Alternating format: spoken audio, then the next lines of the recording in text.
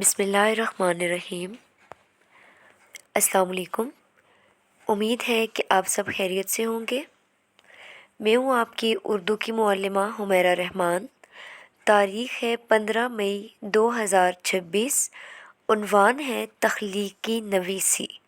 आज हम देखेंगे कि ये तख्लीकी नवीसी क्या है। तो सबसे पहले हम देखते हैं कि तख्लीकी नवीसी या तख्लीकी तहरीर किसे कहते हैं। एक छोटी सी डेफिनेशन है, इसकी तारीफ़ है, वो देख लेते हैं।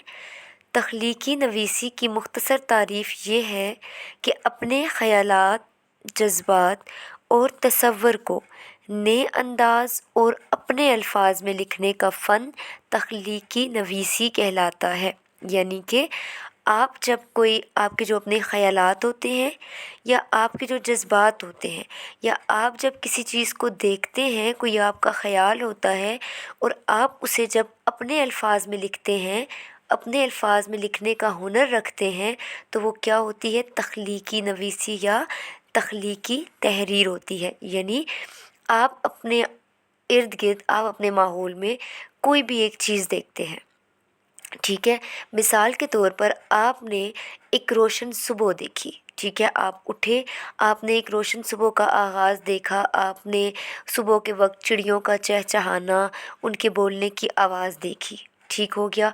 अब आपने यहाँ से देखा, आपने इस सुबह के मंज़र के बारे में ख़ुद से लिखा कि मैं आज उठी, मैंने देखा सूरज तुलू हो रहा था, चिड़िया जो थी वो चहचहा रही थी, हर तरफ खामोशी थी, सन्नाटा था, ठीक है। तो जब इस एक चीज़ को लेकर आप बाकी तमाम चीज़ों को बयान करेंगे तो ये क्या होती है, ये तख्लीकी नवीसी या तहरीर नवीसी होती है।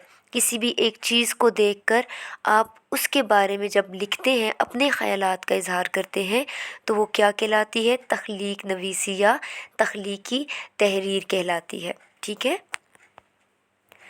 अब मैंने आपको एक मिसाल के तौर पर आपको मैंने एक यहाँ पर तस्वीर दिखाई है।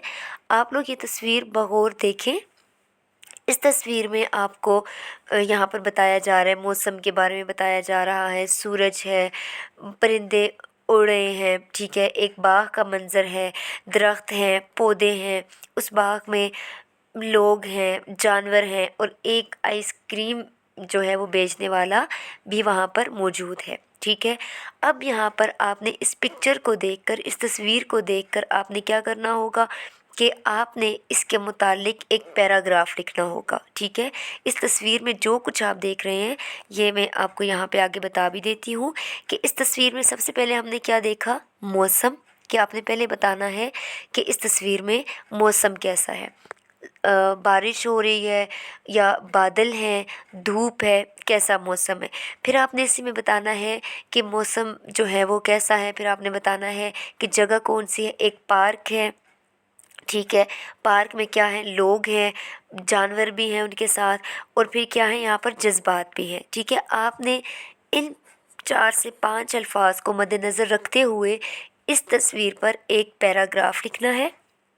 वो पैराग्राफ आपका बेशक 5 से 6 या 6 से 7 लाइनों का हो, लेकिन उसमें आपका कॉन्सेप्ट क्लियर हो। यानी उसमें ये हो कि आप इस तस्वीर को देखकर क्रिएटिव राइटिंग कर सकें, यानी तख्लीकी नवीसी कर सकें, ठीक है। कि यानी मैं यहाँ पर जो जितना भी आपको पिक्चर में दिखाया गया है, इन सब को आप एक पैराग्राफ में लिख कर बयान करें कि ये किस चीज़ का मंज़र है, ठीक हो क्या। डियर स्टूडेंट्स, आपका घर का काम यही है कि आपने ये जो दिए गए इशारात हैं इनकी मदद से एक पैराग्राफ लिखना है, ठीक है। ये जो कहानी आपको दी गई, ये एक जो पिक्चर दी गई है, इस पिक्चर के बाद आपको कुछ इशारात दिए गए थे। इन इशारात की मदद से आपने एक पैराग्राफ लिखना है जो कि आपको जो पिक्चर दी गई है, तस्वीर दी गई है, उसके मुतालिक हो। उम्मीद है कि आपको इस लेक्चर की समझ आई होगी और ये काम आपने अपनी रफ़ कॉपी पर करना है, जो कि इंशाअल्लाह मंडे को चेक होगा। Thank you so much. अल्लाह हाफ़िज़।